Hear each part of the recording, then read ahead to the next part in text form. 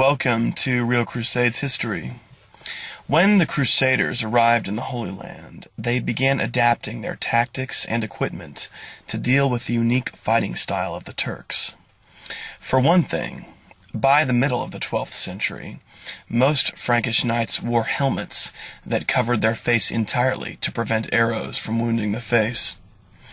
One of the earliest innovations of the Franks was keeping a contingent in reserve to surprise the enemy.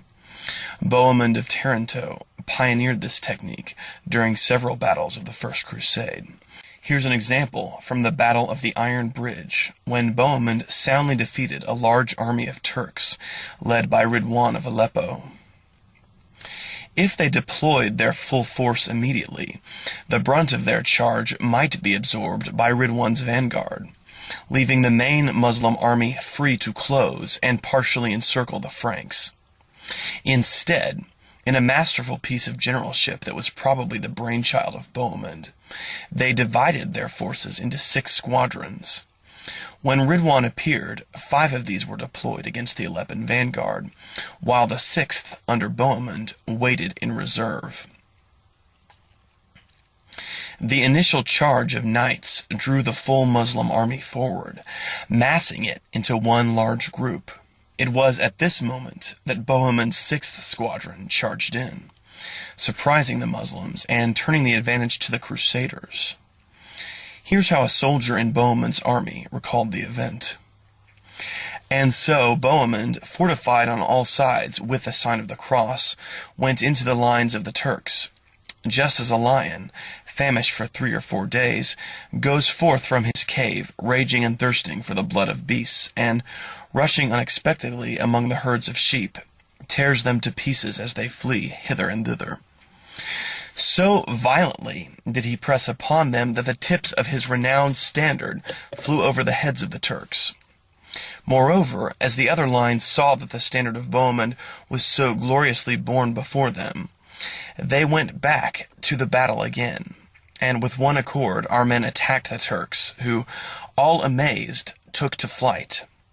Our men therefore pursued them even to the Iron Bridge, and cut off their heads. Crusader tactics had an impact on how the Muslims of the Levant waged war. The Crusader heavy cavalry charge was a novelty to the Muslims, and indeed was considered unusual and distinctive all over the Eastern world. Byzantine Princess Anna Komnena had this to say about Western cavalry. Notice that she refers to knights from Western Europe as Celts. A mounted Celt is irresistible. He would bore his way through the walls of Babylon. H.A.R. Gibb, a well-known historian of Islam and translator of the famous medieval Muslim chronicler Ibn al-Qalanisi, wrote that the famous charge of the Crusaders was universally feared. He also wrote that no little part of the success of the Crusaders was indeed due to their more thorough siege methods and the solidity of their fortifications.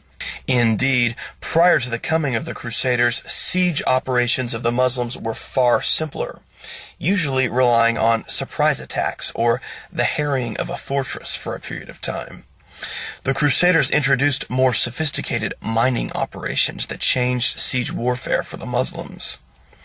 Gibb further points out that during the course of the Crusades, various features of the Frankish armor, such as visors, vambraces, etc., were adopted by the Muslims. Their light and comparatively short lances put them at first at a disadvantage in combat with the Franks. But this was met by binding 2 lance shafts together, and subsequently by the adoption of the heavy Frankish lance. Anna Komnena also has some interesting comments on Frankish armor. It's intriguing that she notes it could resist arrows. Celtic armor consists of a tunic interwoven with iron rings, linked to one with another. The iron is of good quality, capable of resisting an arrow, and giving protection to the soldier's body.